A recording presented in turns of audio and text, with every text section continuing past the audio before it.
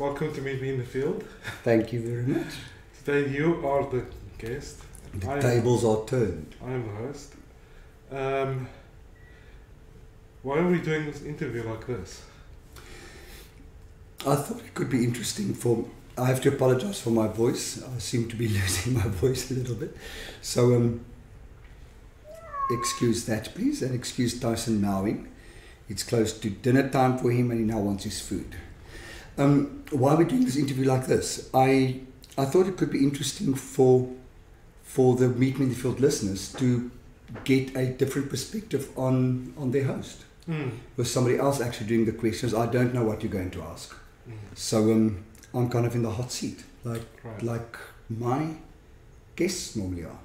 So you're kicking off the new year with a bit of a surprise. A bit of a different view, yeah. Okay, right. So, I have a vague list of questions in my head that I want to ask you. So I hope I'll be producing them in the right order. But let's start with logistics. Okay. Yes. So the first question is, why did you start this podcast? I know you may have told me before, and you may have even told the listeners before, but maybe this will make a nice introduction for new listeners and everyone. I started Meet Me in the Field because I told you to. Because number one, you said you think it's a good idea that I start a podcast, meaning that Freddie do a podcast. Well, I chose spiritual journeys as the topic for the podcast because I speak to a lot of people about spirituality, especially as sponsees, but a lot of time in my counseling as well. And I found it interesting how everybody has their own journey of how they get to their sense of spirituality, but also their actual sense of spirituality. And it interests me to see how many different belief systems we each have, how we get to that belief system, how we practice that belief system. And I think Meet Me in the Field has, over the past, 67, 68 episodes, proved that there's a lot of different paths and the different levels and different ways to practice spirituality. Okay. Is it a lot of work? No. What I do is I make an appointment for a recording, and then on the Monday I normally edit that recording. On the Tuesday I do my recording of the intro and the outro. Is that a way? Yes. Of the intro and the outro. And on the Wednesday I do the prep for the upload. Okay. And that takes me about, the editing takes the longest, the intro outro possibly about 3/4 of an hour, and the prep these days 15-20 minutes. Yes, you've become quite proficient with you use Audacity to edit files, and you've become quite proficient. Are you running out of guests? Or do you have a long list of people you still want to... Well, you've got no one lined up in the immediate future, have you? I have one lined up for Friday. And then I have one confirmed as a yes. We just need to set a time when she gets back from holiday. And then I have a list of people in my head, but I also run a spreadsheet of a lot of people that I've identified right from the start. And as I meet people and I think they will be good guests, I just add them to the list. Oh, the spreadsheet. Yeah. Okay. What? The spreadsheet. You add them to the spreadsheet. I add them to the spreadsheet, yes. And you've interviewed a lot of friends, but you've also interviewed complete strangers. Yes. People you've never met before. I've definitely started running out of friends. So now I'm constantly on the scanning. Yes. I'm like a model scan. What? These people who run model agencies who go walk around in shopping centres and scan to see if the people can be models. I don't think that's called scanning. I think it's called something. I don't know what it's called, but I don't think it's called scanning. Whatever that is. I'm one of those people. I'm a scout. That's scout. Yes, I'm like a guest scout for Meet Me in the Field. Okay, cool.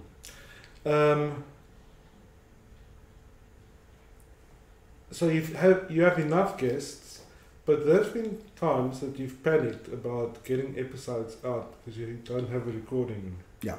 ready. Like today, Yeah. there was no one coming down the pipeline, and it was convenient that this episode slots in here. But Yes.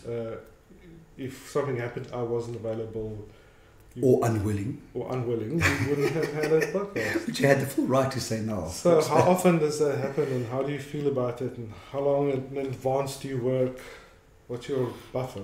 In the beginning, I had always had 3 or 4 in the bank, all ready to be posted.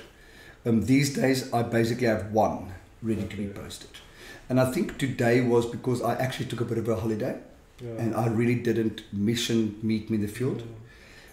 I was going to, and then I just felt no. I'm enjoying my break. I'm enjoying my rest. And I'm not going to mission it too hard. Yeah, and of course the one that I've lost. Yeah, there's one unfortunate data loss. But yeah, I mean, it mustn't be a burden. If it's a burden, then it's not. I really enjoy doing it. And you've got absolutely no external forces that drive you to post episodes. No. So you could skip one, and you should if you think it's going to, it can't be a stressor. I mean, that's insane. It's really not. I really enjoy doing it. Every time I do one, there's not one interview that I didn't get anything out of. And a lot of times I leave an interview feeling, I don't know what to mention, what to call this, but I feel as if there's the energy pumping through my system. And I did an interview recording yesterday for another podcast where I was the guest. We're getting to that. Okay, cool. But there I felt wow. Afterwards I felt I feel energized. Wired it was. Yeah, really wired. I was going to say that this morning we were planning potential holidays for this year, 2019. And what are you going to do if we go away for a week or 2 weeks or 3? Are you going to take a break? Are you going to rehash old episodes, post no episodes, or line up new episodes? I mean, those are the 3 options. Or have a guest host. You know what my answer is? I'll cross that bridge when I get to it. Okay.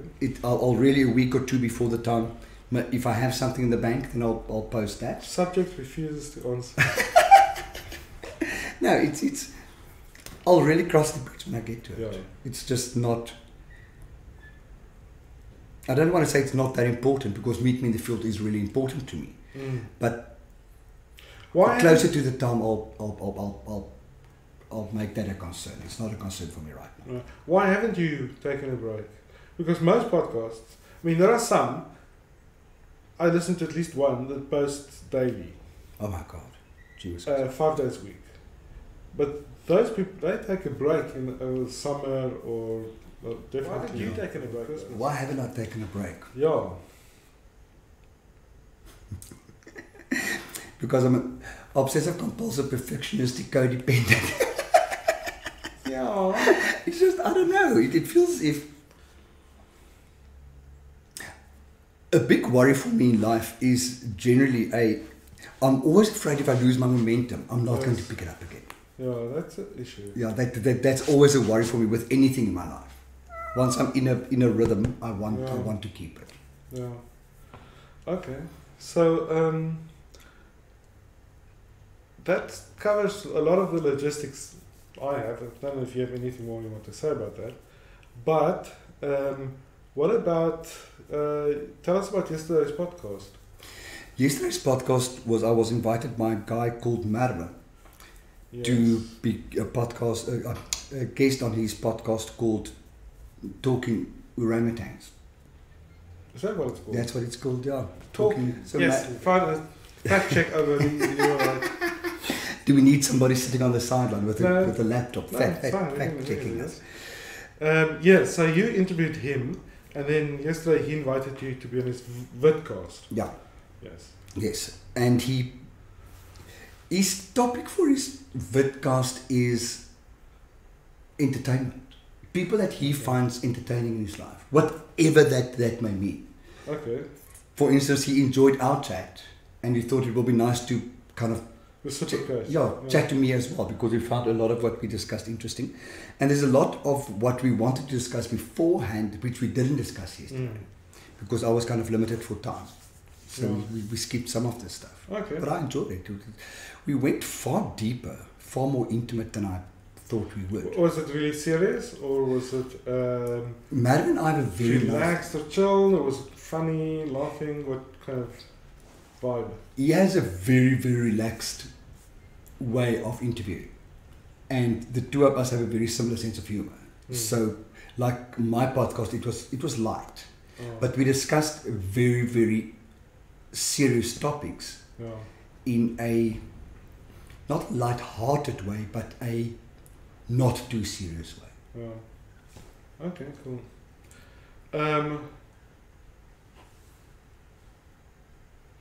You've not been on other podcasts? No. Okay. I actually forgot one piece of logistics, and that's something, well, it's more general perhaps. Do you ever finish interviews wishing you asked more or something different? Yeah, a lot of times. And have you thought about doing follow-ups? I said in the beginning that I'm going to do follow-ups at some stage. I haven't really felt the urgency.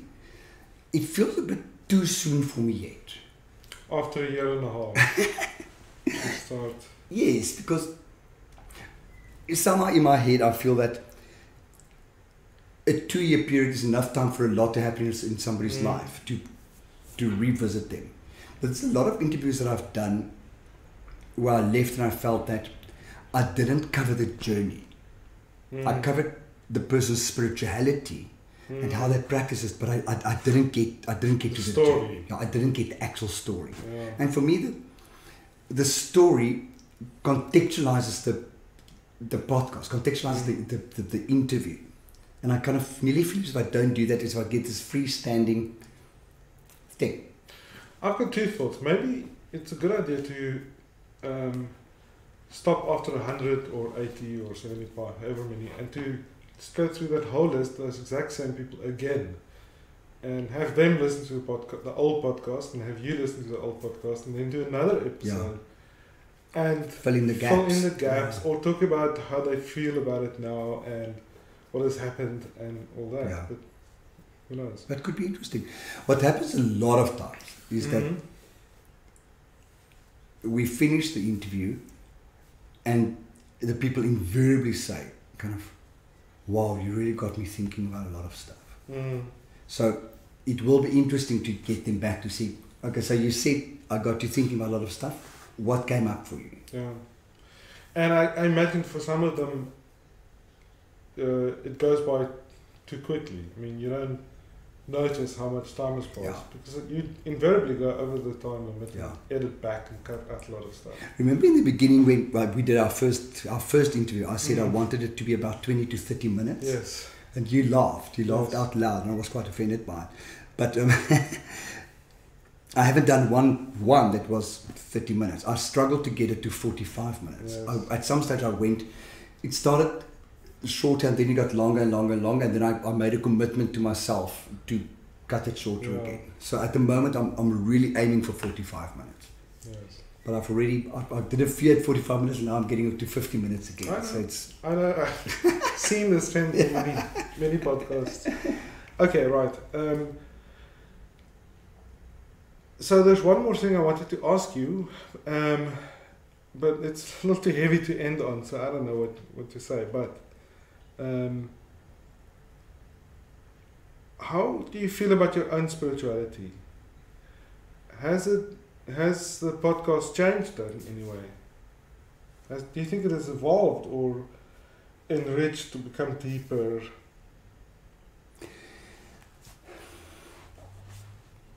Part of spirituality for me is humility, teachability, open-mindedness, those type of things. Yeah. And what I've learned about myself is that I am still very, very judgmental. Both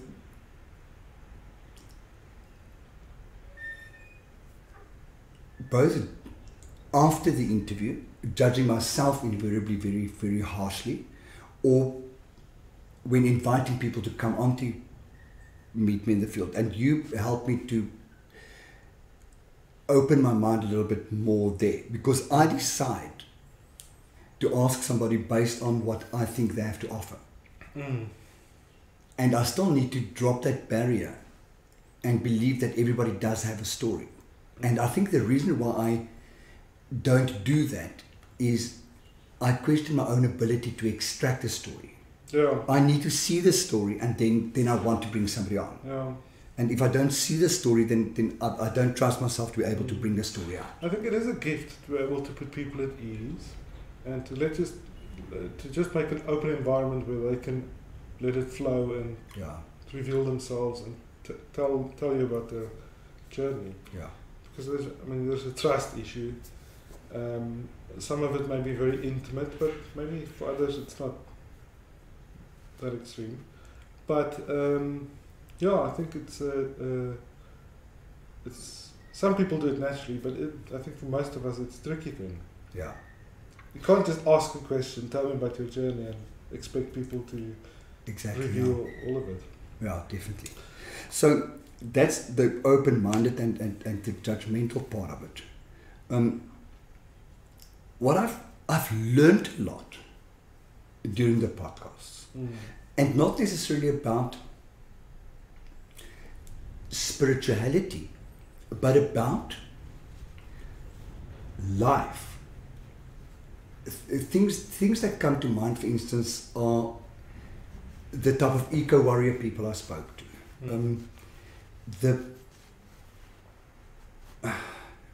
What's the other one I'm thinking of? The pottery guy I spoke to.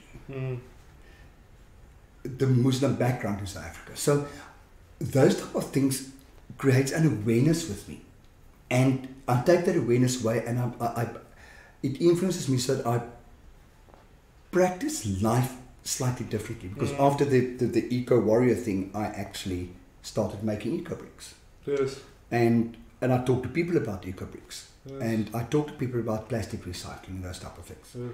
And I've learned a lot more about the eco brick the other day, because Christina actually called me out and said, she learned to follow some more. And I learned to be a lot more interested in what happens around me.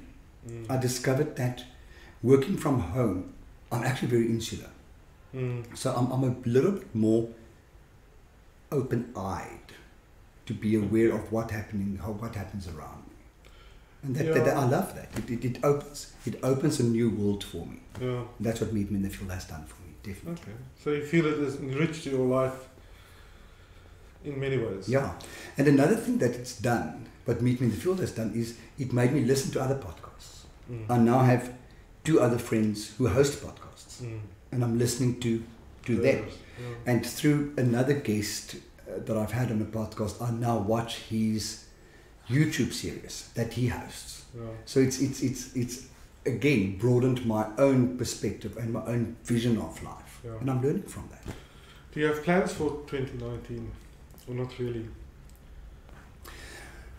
For the first time in my life, I've got a feeling that it's getting a little boring. Maybe even for you. That you need a bit of a plans for Meet Me in the Field for me. Yes, of course. Okay. Yes. No. More of the same. It nearly feels as if I said this podcast is going to be about. And if I want to change that, I need to do another podcast. I need to end Meet Me in the Field and I need to start another one. But you don't have a commitment to becoming boring. And if you do too much of the same thing, it can be a little boring. So, something like revisiting previous guests or having multiple guests, something we've mentioned before. That is something that comes... Tyson, it's just, that's something that comes up for me more and more. Having multiple guests could be, like a panel discussion, or having a month of themes. Yes. Or 2 months of themes, or a period of themes. I was sitting on New Year's Eve listening to my brother and sister-in-law, and I was listening to them, and I thought, I think they will be an interesting pair to talk to. So I've had interesting experience with the children. Yeah.